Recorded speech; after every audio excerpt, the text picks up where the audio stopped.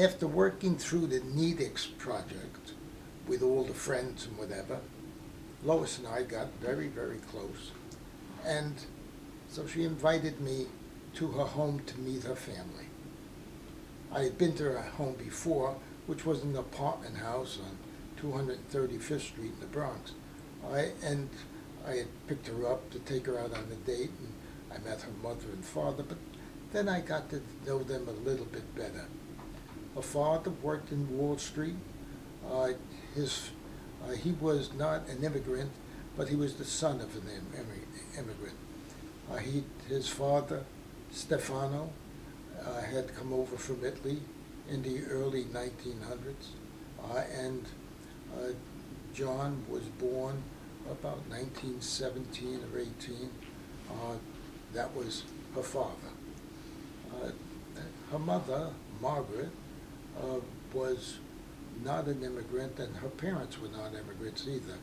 Her father was a French Canadian, and her mother was a local Irish lady who came from the Curry clan. They were all very pleasant. They did not have immigrant background or activities. Her father had a steady job. Her mother worked at home to take care of her as she was being raised. And so Lois's mother, Margaret, was a child of typical American family at the time. Lois's father was a son who had one brother, both of whom were children of immigrant parents. His father was named Stefano, and he was a Mason. Now, Stefano was 5 foot at most, had hands of steel, because as a Mason you needed that, and had the sweetest disposition. Even though he didn't speak English well, he spoke enough to be able to understand, and still was a lot of fun. We used to play in some stickball and some stoop ball on 227th Street. And that was a lot of fun because it introduced us to a kind of a sporting experience with the family. John DeSanto's brother was named Tony. Tony was married to Helen, and they owned another apartment, a two-family house on 227th Street in the Bronx, right down the block from Louis, who was a famous Italian restaurant, especially made famous in the Godfather 2 movie, where Michael Corleone did some work, and some of you may remember that. Lois's mother and father lived in this apartment house on 235th Street with her sister and brother, John and Claire. John was a few years older than she, and Claire was a few years younger. As they proceeded along the line, John went off to Manhattan College, and I just happened to be at Manhattan College a few years after that because he was a couple of years older than me, and Lois, Claire, went to Marymount College. The family was a typical family of the time. They seemed to be enjoying, what life was all about, had anxieties as most people have, but still were able to function reasonably well. John, the father, had angina, and ultimately that killed him about 1965 or thereabouts. Margaret developed cancer of the intestines, and she ultimately passed away, but that was only after Lois and I were married. Lois and I got married on February the 2nd, 1953. I had been working in General Electric, and she had been working in the Workers' Compensation Rating Board, and so we got married. We still worked close together. It was an interesting wedding because we first were engaged at Mayor's Parkway Restaurant, where I had the waiter bring a ring to her under a little cover, and that was interesting, little romantic kind of stuff. When we were married, we had a reception at Mayor's Parkway Restaurant, and so that was very nice. And we had about 150 people, mostly relatives, some friends, but it was primarily relatives because we both had reasonable-sized families. After we got married, we went on a honeymoon. Uncle Tony and Aunt Helen drove us to the Commodore Hotel, which was on 42nd Street in Manhattan. And of course, we got married at Mayor's Parkway Restaurant. That was in the Bronx at 235th Street. So it was a long haul, but Tony knew his way around, and so he drove us down, and we arrived at the Commodore. They gave us a nice suite, and we enjoyed ourselves. The next morning, we got up early, jumped on a bus that brought us to Idlewild Airport. That's now known as JFK. At Idlewild Airport, we took a plane to go to Bermuda, which was a wonderful thought.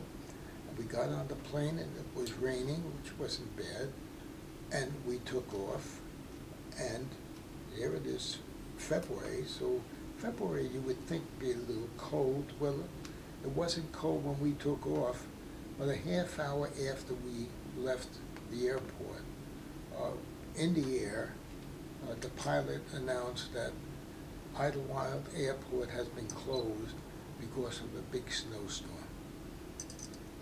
That was a little exciting, but we were in the plane, everything was going fine, until a half hour after that, when we started bouncing all around the sky. It was a very, very rough trip. And it became a little more rough when Lois got sick, and then the guy behind me got sick, and then the lady across the way from me on the aisle got sick, and then the stewardess got sick. Well, you know, it was a nice trip until that point, right? Of course, when the propeller stopped turning, that became a little more exciting. And so there we were up in the sky with a 4-prop plane, only 3 of which are working, bouncing all around the sky up at 21,000 feet. And the captain gets on, he says, "Oh, we're so lucky to be at 21,000 feet. Look at that Colonial Airline plane way down there at 18,000. Look over the right side or left side of the plane, you'll see it. He's in real bad shape." And I look down and I say, 1, 2, 3, 4. He has 4 propellers, they're all turning. He's not quite so bad off as we are. The flight from Idlewild to Bermuda is a 3.5-hour flight. So, the first hour, it was very uncomfortable. The second hour, it was very uncomfortable. The third hour, it was very uncomfortable. Each hour becoming more, and my prayers becoming faster and faster. At 3 hours, we break through, and we come up to this beautiful, sunny atmosphere. The water below is as blue as could be, birds flying around. Figure we can't be far from Bermuda. And the captain gets on, he said, "You might notice that the Air Rescue Squadron has come out. They always come out to meet planes, right?" We look out there, there they are, there it is, right? The Air Rescue Squadron is out there. So we go in, we land in Bermuda, a beautiful landing. You didn't even know you were underground, it was so beautiful. We got out, we went to the Elba Beach Club. that was what we had arranged for before, so it turned out it was a beautiful place. That night, we sat and we had steak and champagne, and few little winds because the storm was still there. The next night, we go visit with a friend. And this friend was the captain of the Air Rescue Squadron. And we're sitting having dinner, and he brings out the wine and whatever. And he said, by the way, when did you come in? And I said, well, we came in yesterday on flight number so-and-so. And he said, oh, that's the one we thought was going in to drink. Well, I realized then that airline pilots don't always tell you the whole story. Right? Well, we stayed in Bermuda for a week, and it really was very nice. The Elbow Beach Beach Club was absolutely beautiful. It has, it still is there. After 50 years, it's still there. I stopped in when I took a cruise at one point in time, and it still looks as beautiful as it always did. Anyhow, while we were there, I went into the water, got acquainted with a barracuda. I never realized that barracuda, not people you want to get acquainted with or fish, right? But nonetheless, he went right by me and I said hi, you know. And a little while later, I got out of the water, found out that they take off your arm just as, you know, well, they're just saying hello to you. We were on the coral reefs, which were really beautiful. Coral in Bermuda is just out of this world. We rented a motorbike, which was a great idea, because riding around Bermuda in a motorbike is just wonderful. You get to see things you don't otherwise get to see. You can have picnics, which we did, on the sand or at the top of the mountains or the top of the cliffs. And in one case, we went to the Pink Beach, which was at the bottom of this cliff, and it was in a kind of semicircle, but there was steps that we could go down. There were rugged steps, but we could walk down. And we went down to that beach and we swam in it, and we took some of those pink shells with us because they were so cute. Well, that was wonderful. We got back on the bike and we continued around the island. Came the afternoon, it started to get hot, and Lois asked me if I would put a little cream on her back because, you know, a little suntan lotion, which I was glad to do, you know. So it made her feel better, right? Wiped my hands off and I got back on the bike. Now, this bike, it was a motorized bike. It stopped when you twisted the handle, right? And it went when you twisted the other handle. What could be simpler, right? And since I always ride a bike, I never had a problem with that. So there I go. We're moving along, except we're coming to construction in the road. And as we get close to the construction in the road, I put on the brake. But my hand is still a little greasy from having it. And so my hand is going around and around and around, but we're not stopping. All of a sudden we hit this bump, and we go ass over tea kettle into the sky. And I land, thank God, in a way that I don't get hurt or even bruised. She bruised hand, arms, very bad. One of the locals comes out and said, look, you better come in because you can't just let those bruises go because this is all coral and it carries bacteria with it. So she was taken care of. We went back to the hotel and we had a couple of drinks. Then we had a couple of more and a couple of more, and it was a wonderful afternoon from then on. We decided not to ride the bike any longer. Week goes by, we get on the plane to go home. Of course, I'm ambivalent about now getting back on a plane because that was my first plane trip before, so we get on the plane and we start flying out. Nice. so comfortable, so smooth. Oh, we're going over the ocean. Oh, we're coming into New York. Everything is terrific. We come back, we're going to land. The pilot said, well, keep your seatbelt on, we're going to land, and we land, right? Well, I had remembered that beautiful landing that we had when we went into Bermuda after that very poor trip. Well, we had a very good trip coming home. But when we landed, we went boom, boom, boom. We bounced along the runway. So help me, I thought we were going to go in to drink. Turned out okay, though. After we landed in Idlewild, coming back from Bermuda, we went to the baggage area, and who did we meet but Lois's mother and father? They were there ready, waiting for us. They were going to drive us home, which was very nice. So we put our baggage in, they drove us home, they gave us the key to our apartment, and they left. And we went into the apartment, which was a basement apartment in Uncle Tony and Aunt Helen's two-family house on 227th Street. The basement apartment had been constructed by her grandfather, Stefano, who was very good at that stuff. And so he had fashioned an apartment out of what otherwise had been a storage basement. 3-room apartment, lovely. So we went in, and what did we find in the refrigerator? Stocked with food.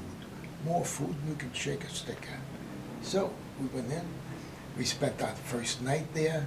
Next morning we get up, Lois makes, next morning is a Monday morning, because we came back on a Sunday, and I have to go to work on the Monday morning. Of course, I looked in my pocket and I didn't have any money, so that was a little sticky. But before that happened, Lois made me this wonderful breakfast. I mean, pancakes, eggs, sausage. It just was absolutely fabulous. Of course, being kind of a dumb guy at the time, I said to her, I never eat breakfast. Well, that was devastating because her initial statement was, well, that's okay, I'll never make you breakfast again. So, and for years she never did. But because I had no money in my pocket, and I had to get at least a nickel for the subway, because that's what it cost, I had about 4 bottles for which I get 2 cents each.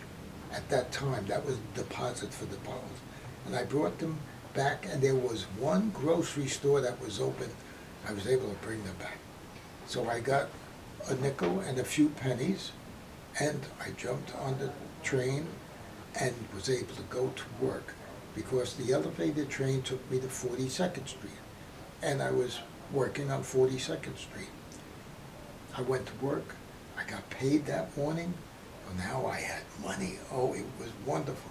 I was able to go to Nedick's, well, not the Nedick's, the Horn and Hardot's. I took my quarters and put it in the machine.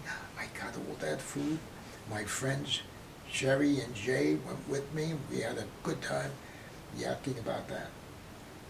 Well, that night I went home. Lois did have a wonderful dinner for me. I did like dinner. I didn't get breakfast the next morning or ever again, but that was okay. She and I rode to work from then on together because she still worked down the block and so did I. That was in March. We got back in February. In March, we were working together. That kept going on until near the end of the year when she became pregnant. And she and I decided we had to change apartments. My mother-in-law, Margaret, knew that there was an apartment in her apartment house that was available. It was on the first floor, or second floor, first floor up, and that if we wanted it, she could probably arrange for it. Well, she did. She arranged for it. The landlord opened it up for us, painted the place, and we moved into that apartment. It was really a very nice apartment, big. It had 2 bedrooms, a very big living room, a nice dining room. I mean, it was a big place. So we moved in, and we lived right next door to Esther. Esther was Red Button's sister. Red Buttons was an actor at the time, a really funny guy, and he was well known. His sister was as dynamic as he was. And so she'd knock on the door and come in and sit down and talk and do all sorts of stuff like that. We, during that time, developed these friends. Jay and Sherry from General Electric, whose wives and Lois and I became very close. And Lois's friends from the workers' comp program, who became friends. So we would meet with each of them, or each of those groups, at various times during the year. We'd either go out to dinner or go to each other's houses. Lois was pregnant, and in 1954, Susan arrived. Well, Susan took us by storm. Aunt Catherine, her Aunt Catherine and Uncle Joe, who lived a block away, would come over every Saturday morning, especially Uncle Joe, because he loved to hold Susan, because he didn't have any other children to hold. His only daughter had died when she was 17, and so he felt very close to Lois. And so Lois's child, Susan, became almost like an extension of himself. And Catherine, an absolute doll of a lady. She was dynamic, energetic. I mean, she was, when I first met her, she was always over 65, and at that time, she was really a go-getter. The next year, Kathy arrived on the scene. Kathy was born in Lawrence Hospital in, not New Rochelle, but Lawrenceville. And she was a sweetheart also. She was much more quiet than Susan. Susan was a little dynamo from the time she was half-year-old on. She would wake up in the middle of the night, pull herself up on the side of the crib and scream. She had a very good pair of lungs, and of course it affected my hearing over time. But Kathy came and she was quiet. So I had one that was not so quiet and one that was. So we had 2 children. Well, a little bit further on, Lois became pregnant again. We decided it was time to get a house.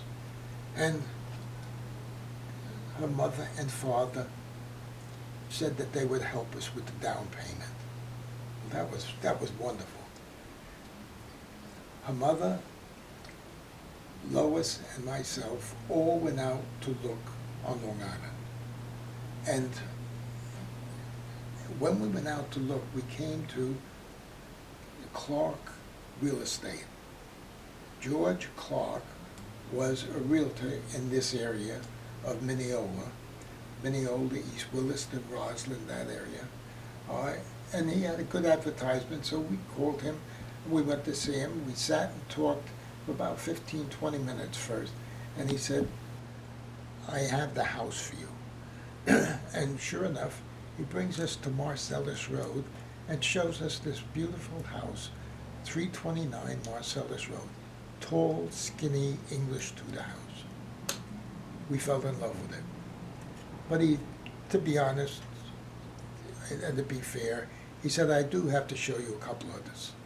So we went up to Roslyn. He showed us something in Roslyn. And then he was going to show us something else, and we said, no. We liked the first one.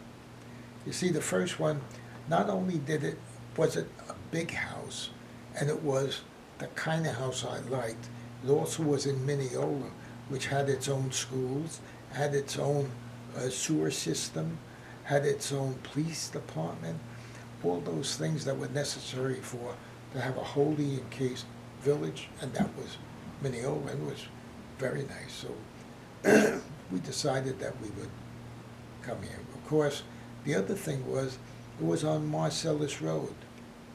Well, Marcella Clunin, who was a friend of Lois for many, many years, had died the night before. And so it was almost like a sign that we should get that house. So we bought that house. We lived in it. We lived in it from 1957 to 1966. And in that period of time, Stephen, then Tommy, then Matthew, and then Beth were all born. And so we moved into Pomander Road with 6 kids. Before that, though, we had known all these kids that were on Marcellus Road because right next to us there were 2, and across the street, directly across the street were 2, but next to that there were 6. 3 houses down there were 7, and there were assorted others all in the area. So there was a tremendous number of kids. When we moved from Marcellus Road to Pomander Road, there were not as many children on Pomander Road. There were some. We had a couple of friends who had moved from adjacent streets to Pomander Road, so we had those. But it seemed like all the kids that were on Marcellus Road came to visit with us. And so we had this group of kids constantly. It really was wonderful. Well, the group of kids were here, and we bought this, the house on Pomander Road. We went to contract in May of 1966. I had to sell my old house on Marcellus Road in order to have enough cash to buy the new house. That sale didn't take place until October. So it was a little scratchy time along the way. The mayor of Mineola asked me if I really wanted the house, otherwise he would take it off my hands, the new house. And I told him no, we would get it done. Well, we ultimately did. The house sold on Marcellus Road, had enough money to come into Pomander Road. Of course, what had happened when we went to see the owner of the Pomander Road house, which is quite large, she was not well. She was living with her son, and she was bedridden. And we went in, Lois and I went in to talk with her. And when we did, we told her that we loved her house and we would love to buy it. She told me how much she had been offered for the house already. I said, well, I could not at all equal that. I said, you know, it's going to be very tight for me no matter what I do, but it's just not possible for me to come up with as much as that guy could. She said, well, you've seen the house? And I said, yes. And she said, well, what are you going to do in the house? I said, well, I do have to do some painting, and I will have to change the wallpaper. And she said, what are you going to do with the woodwork? I said, I'm going to shine it up and kiss it every week because it's absolutely beautiful. She said to me, she said, the guy who offered me so much money was going to rip out all of that, and he was going to make it into a modern home without any woodwork. And she said, you got the house. She envisioned, obviously, having seen 6 kids in a house, you know, in a house where her husband had built a house for her in 1927, and she had 2 children, both of whom got married almost immediately after that, and her husband died that same year. She lived in this house until 1967. It then became my house and Lois's house, and we started our new life together. So we moved into the apartment house at 235th Street. At that point in time, I was working for General Electric Credit Corporation. I had started working for them the previous year at the at the fabulous sum of $195 a month. That was equivalent to about $47 a week. I stayed with them and got a promotion, became a member of the elite corps, as they would call it, in the front office. I was a member of the systems group, and we were there when we developed, or when GE developed a computer system following the computer system that predicted Eisenhower's election in 1952. During that time, I met Ronald Reagan, the first president I ever shook hands with. He was a member of the administrative group of General Electric and had been hired to do a good job on their image, and he did that. One of the things he did was he walked throughout the company, meeting everybody he could see, shaking hands with everybody, speaking very nice words and whatever. Ronald Reagan was a big guy. He had acted as the Gipper in Knute Rockne's story, and his hands were big enough to surround my hand completely. And his voice was very pleasant, very nice man. Anyhow, I worked at GE and I got a promotion, so now I was making $210 a month. Well, gee, that was a lot of money. And so I stayed with GE till 1955, when, after another promotion, I was informed by the operations vice president that I would have to go into the field to get experience in order to move further up the line. The field, at that point, the job that was open was in Orange, New Jersey. I was living in the Bronx. My whole family was in the Bronx. I went to Orange, New Jersey, spoke to the manager, found out that I was making more money than he, the manager, was, and I could not envision myself being like that. So I went out looking for another job, and I got a job. I got an offer from Lilly Tulip Company and also from National Broadcasting Company. I went to NBC. I had friends working in NBC, so I went to NBC, and I immediately got paid $400. So that was a big promotion for me. Since my rent was $250 a month, the $400 turned out to be more than enough, because I had $150 to spare every month, so that was good. As time went on, though, my salary in NBC grew faster than my expenses did. After 6 months, we had a federal audit, and I came out squeaky clean, which turned out to be very good as far as my boss was concerned, because he used that as criteria for himself to get a new promotion and more bucks. But he gave me a 10% increase.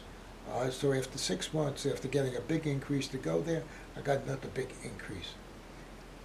I stayed at NBC for 12 years. During that period of time, my children grew. At the end of the 12 years, I had 6 kids and was in a new house and enjoying that very much. 6 years, 12 years. In August of 1966, I began work in the public schools. I had volunteered as a Board of Education member 3 years before. I was elected into the Board of Education slot by the general public, and from 1963 to 66, I served as a Board of Education member. During that time, I got very involved in local politics and also in local activities, the athletic league, the little guy athletic league, which turned out to be very good. Coached my kids in baseball and things of that sort. When I left the, uh, when I became a business manager of the school district, I had to leave my post as a Board of Education member. So what I did was I resigned from the Board of Education, and I announced to the people that I was applying for the business manager's job. That was an important statement because the business manager who had been in the job had been fired about 8 months earlier because he just couldn't do the job. The superintendent took over that job during that period of time, trying to do both jobs, and the president of the board announced at one of the meetings that the superintendent had to take a short leave because he was having a nervous breakdown. The president of the board, after a meeting, asked me if I would take the job because he knew I could handle it. Having worked for NBC in the business area and having a bachelor's degree in accounting and in finance, he knew that I could handle the job. And so I decided, after a lot of discussion with Lois about it and her telling me that she needed me close to home, that in the middle of the night I decided, yes, I would apply for the job and hopefully get it. So I applied for the job and I got it. And I announced it at NBC that I was going to start work at the school district on August the 15th, 1966. They had a big party for me at NBC, and the chairman of the department, who was the vice president of finance for the technical operations department, as I'm saying goodbye to him, he says, "And don't forget, Sam, we always have a place for you here if you need it," which was a nice way to go, because I had a little security blanket behind me. Started the job, found out it was a civil service job, and that sooner or later I'd have to take an examination. 6 months later, took the exam, became first on the list, and so was appointed civil service-wise. Now I had a civil service job. I worked in the schools in the schools from 1966 in the Mineola School District to 1977, when I went to another school district. During that period of time, having had the new house and the expenses of the new house, it was a little awkward for me because I had to take a cut in pay to go from NBC to the school district, and that was about a 15% cut in pay. The expenses did not cut except for the transportation, but that didn't make up the difference. So I got a part-time job. And the part-time job was in collections, which I enjoyed very much, and it was a lot of fun. Lois became ill during that time. Lois and I had 6 children. The first one was Susan. We had her in 1954. She was a very cute one, blonde hair. She liked to talk. From the time she was born, I guess she still is, but let me tell you, she was the loud one. But Susan was named Susan Mary Donato. Now, Susan was a name that Lois picked out. I didn't insist upon any names for any children. I confirmed that if she liked Susan, that's what it was going to be, or Kathy, or any of the others. But the name Mary was one that we used because we were dedicated to the Blessed Mother of Jesus. So Mary became the second name. When Catherine was born, Catherine was named by Lois again, but she thought of her Aunt Catherine, who was a very sweet lady.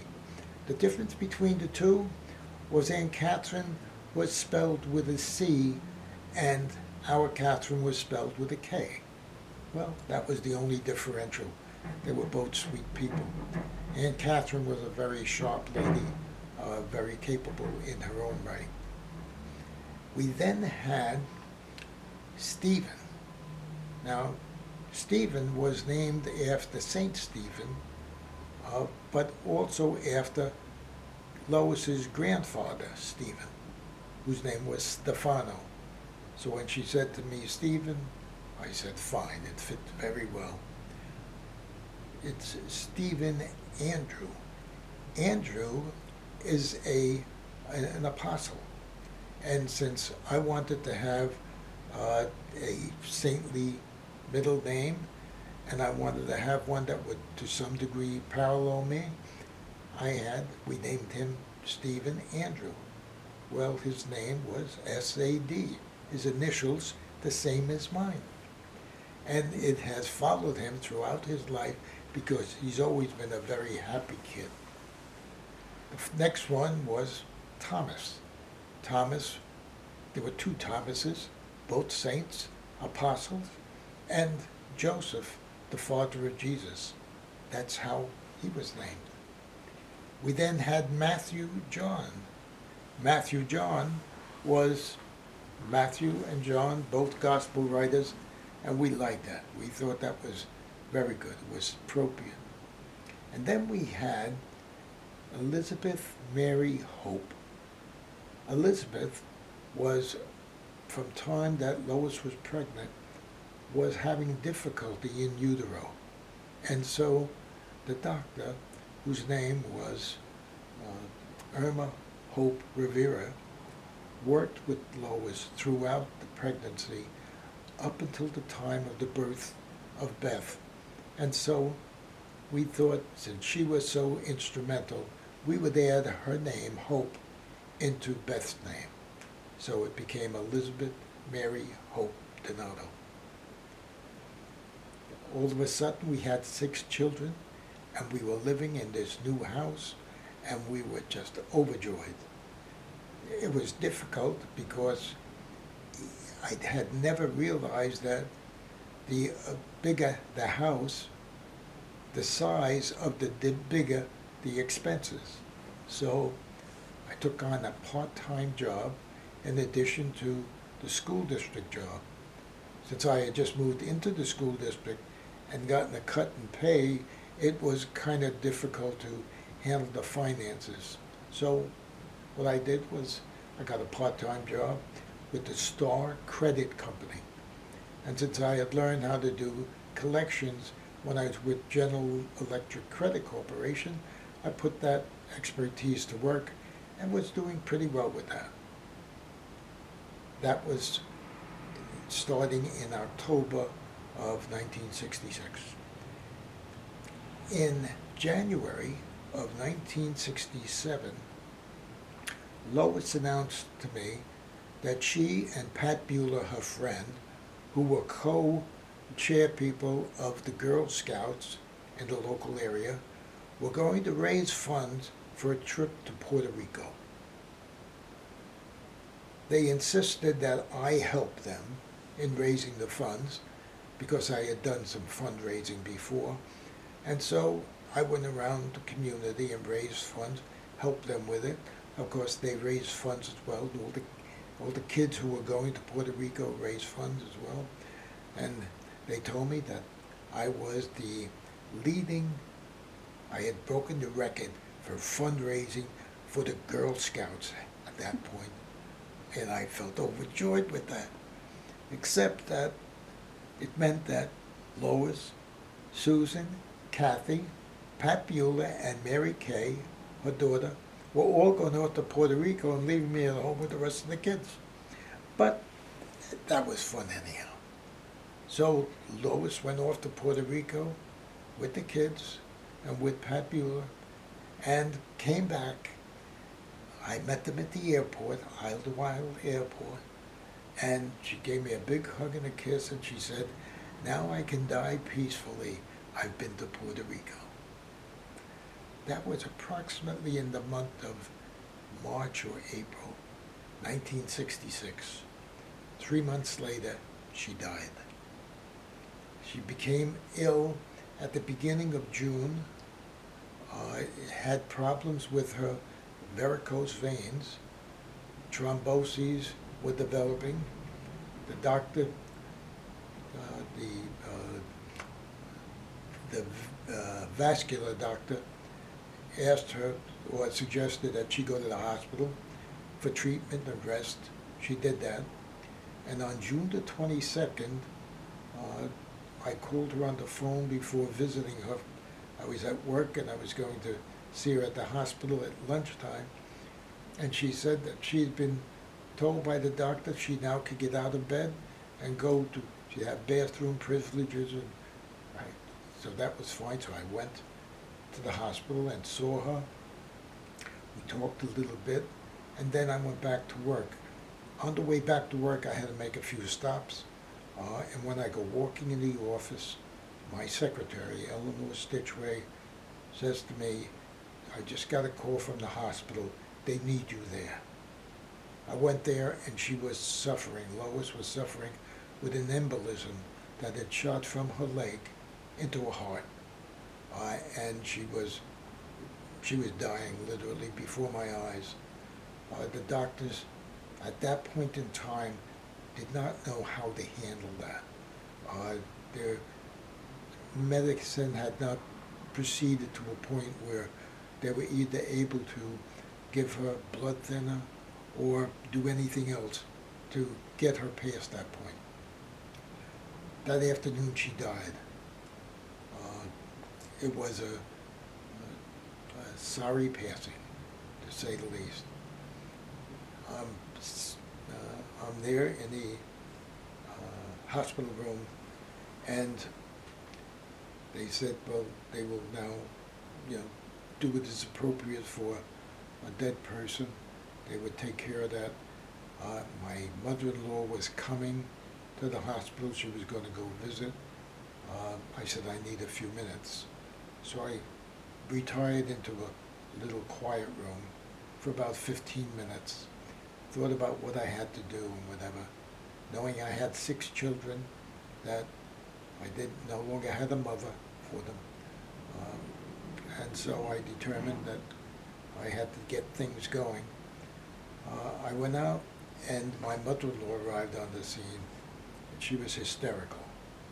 Her daughter dying, a daughter who had given her 6 grandchildren, and this devastated her. She was devastated, and then Father Hagen walked in, who was a priest, a local priest in Corpus Christi Church, where I was a member of the parish, and he suggested a couple of things. He gave me a little guidance as to how to handle the wake and what to do with the wake, which was very helpful.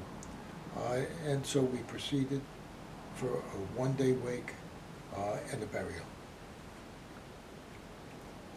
Losing Lois was traumatizing, to say the least. I knew that the children would be totally traumatized. Susan was at home, so when I got home and I spoke to her, she was hysterical, to say the least. But she pulled herself together very quickly, because she realized we had 4 other children here who could not understand the impact of that. Kathy was with my mother in New Jersey. She had gone there to stay there for a couple of days. So when I called there, both my mother and Kathy were also devastated. This was on June the 22nd, right after the close of school. It was a very tough day, to say the least. We had the funeral, we had the wake. I had a couple of friends who, at that point, helped me in making the arrangements. I got a burial plot in Holy Rood Cemetery, which is not too far away from where I live, which made it possible to make visitation from time to time. And on the day of the funeral, we had all the kids together. We were in the church, which was the old church, which subsequently was torn down. Cute little church. The priest, Father Joe DeSanto, who was Lois's cousin, had come in from Westchester to say the Mass. He did that. The whole family was there. Lois's mother rode with me and with the 4 older children to the cemetery. The 2 younger children, Matt and Beth, were just a little too young to accommodate that. On our way to the cemetery, Tommy, who was the youngest of the 4, turned to me and said, "Daddy, are we going to have a new mommy?" And Lois's mother said, "Well, we'll just have to see about that." Words that later on in life I realized were very meaningful and I used often times. We buried Lois in Holy Rood Cemetery, got a marker. The marker was not a very big one, a small one, sedate, the kind of thing Lois would have liked. We put it there, and it's still there.